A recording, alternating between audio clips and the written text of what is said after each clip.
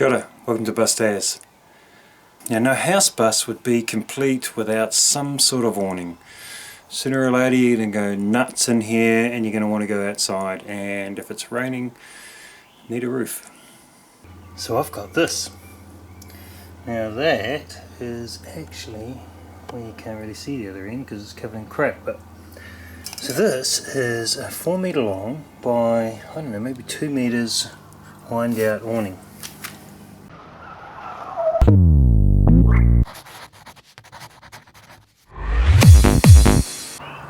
And it's going to go along there.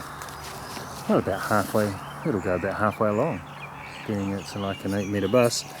And it attaches using these things. Now it has two fairly big ones like this, and then two smaller ones that sort of span the gap in the middle.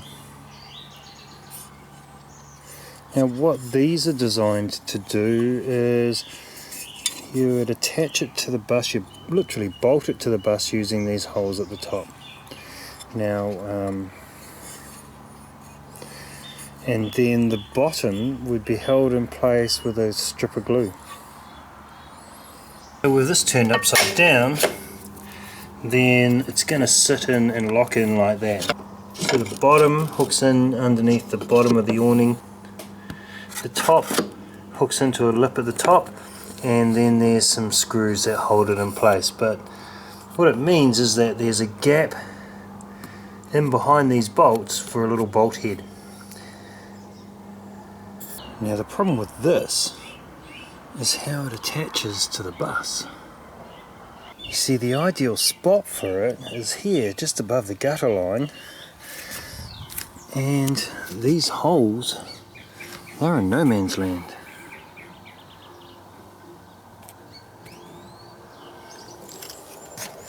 So there's a gap behind them where this is supposed to bolt to the bus. Now if I dropped it down, even if I dropped it down below the gutter line, it's still not really going to work. So I kind of need something else.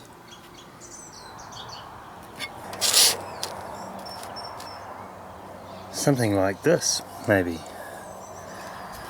So this is a bit of 3mm aluminium, same as this, but it's just folded into a sort of 200 by 200 angle, and you know that's going to bolt really easily to the roof here. I can attach it just as easily to the roof at the top, and then what I'm left with is a really nice vertical surface to attach this to. As I've mentioned, it's designed to be bolted at the top and maybe just a bit of adhesive along the bottom or screws to hold it at the bottom. Then I've got control over its height. I've got plenty of room in behind here, so that could work well.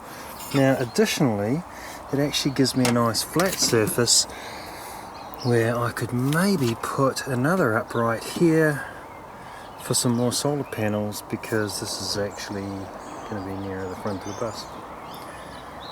So that could work. Now the thing is, without seatbelts this bus is going nowhere fast. And you know what? It'd be pretty cool to have an awning here. Oh yeah, check out these 24 volt LED lights that I've bought to put outside the house here. They're running off a little power supply out there. These are 24 volts DC. Perfect voltage for the bus. So temporarily, the outside lighting for my table. But anyway, maybe I could use the awning right here for summer. So much like I test everything else before I actually put it in the bus, why not test the awning on the house? I can see how it copes with a bit of wind, and how well it works in general.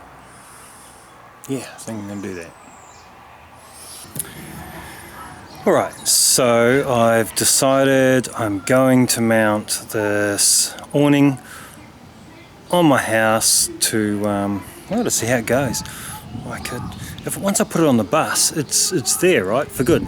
And if it's just crap, then maybe that would be the wrong call. So like everything else, I'm going to test it out first, and in this case, it's going to be on the house. Now, it mounts using these plates here.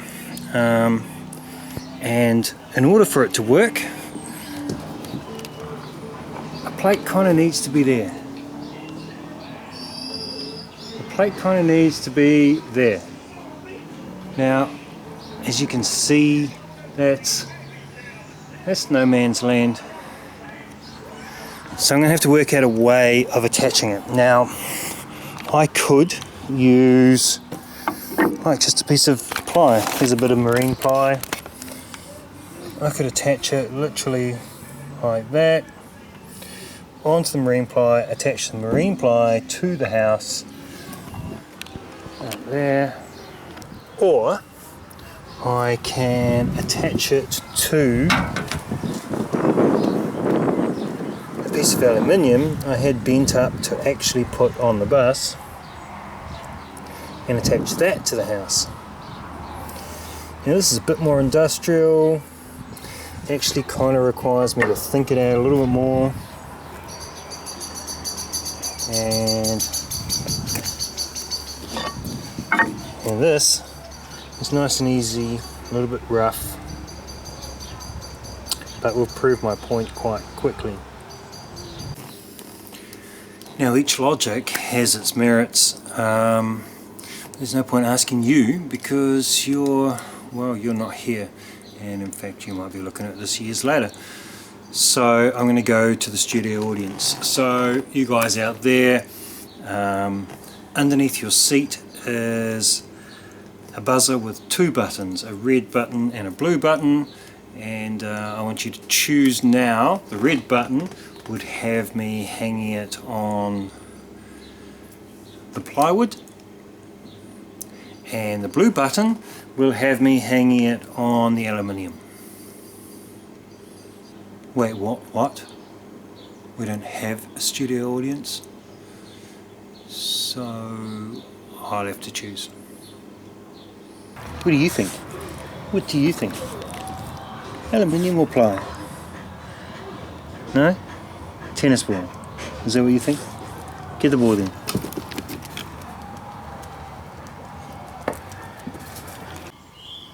Okay, so plywood it is. I mean, it's way easier. Actually, it's an offcut from when I made this table a few years ago out of marine ply. Anyway, so this is the logic. Bolt this to that, bolt it to the house, or screw it to the house, and done, right? Piece of cake. That shouldn't take long.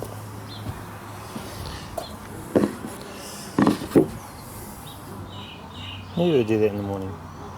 Alright, so I had to change out these bolts because mine didn't have enough clearance to fit, and these are the ones it came with, but it didn't come with enough of them to fill all the holes, so I've put a couple in.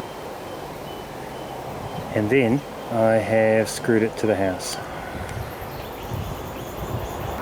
Well, I had planned on filming us putting it on, but it just clips on so easy that it was on before I realised it. Now all that's left is to put these little screws in that clamp it into place, and they're self-drilling, self-tapping screws, but I find they're still better to have a pilot hole. It just takes a 3mm hole.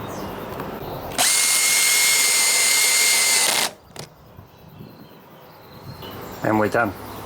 Now all of these screws are a Torx screw, so you'll need a Torx driver.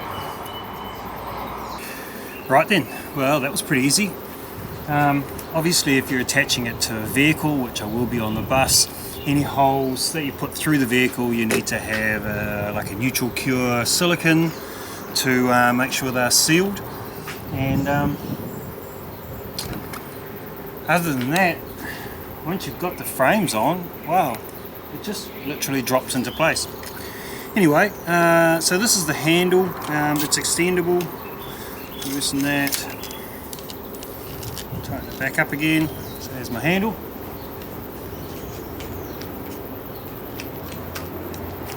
It goes up into here.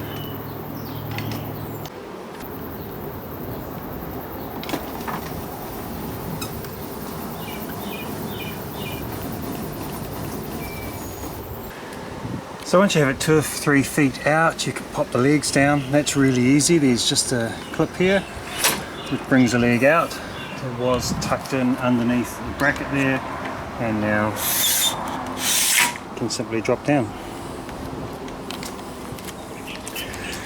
Locking it is easy. You just push this up, but it feels a bit weak. Like you can see it bending, like press on the end. So I think I have to be quite careful with that. Now this is a little bit fiddly because you want to support it with the legs, and as you push it out the legs end up on a bit more of an angle until they would reach too much of an angle, so you need to walk the legs out.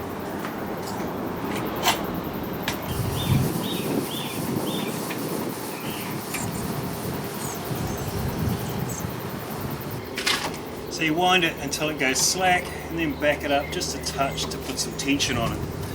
And then for extra tension, now I don't know if you can see it, I've got these extra tensioner bars tucked away in there, and they simply clip on there.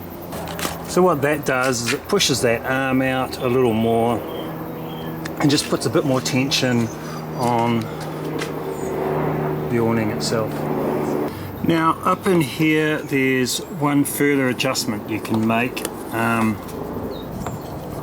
and it is to put these bolts in here with spacing washers, and what that does is it shifts this top pivot back a little bit, and that changes the overall angle of the frame. But I'm not going to worry about that right now.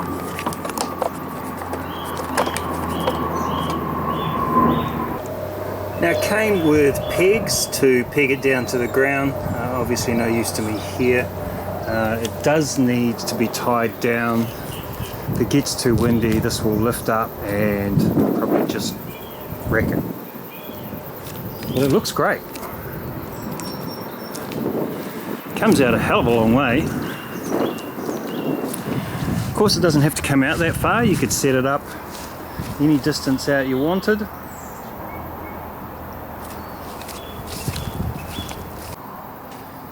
Now maybe it'd actually be nicer like that, with the feet kind of attached to the bottom of the house, and likewise on the bottom of the bus.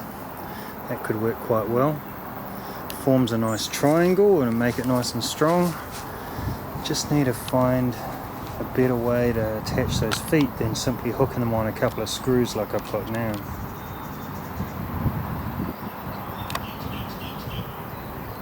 Okay, putting away is the reverse, making sure the first thing you stow is the tensioner brackets. Then fiddling the legs on the way in, wind her up. Now once you get in less than a metre away, so maybe about 3 feet, then you can fold the legs up. Just slide back in, and then they'll tuck in behind there when I pull this lever. So now the legs safely stowed in behind here, can't fall out. So to slide them away, it's just a case of pressing here, and that's done. Now I can roll it the rest of the way in.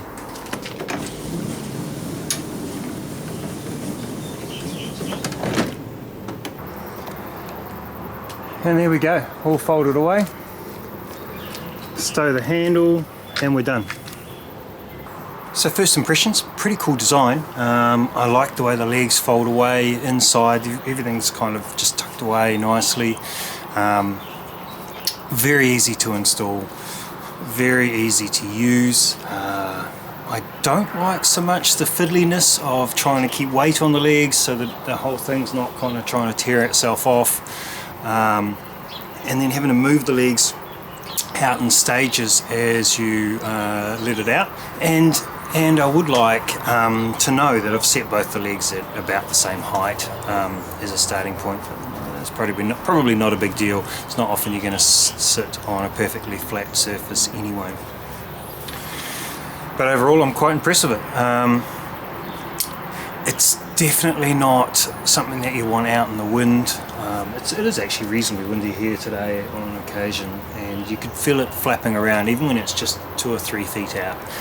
You can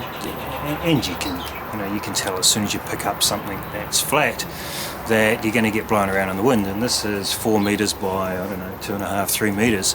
So it's a big piece of flat, like a massive sail. So it needs to have its legs. It can't really support its own weight, and those legs do need to be tied down in any sort of wind.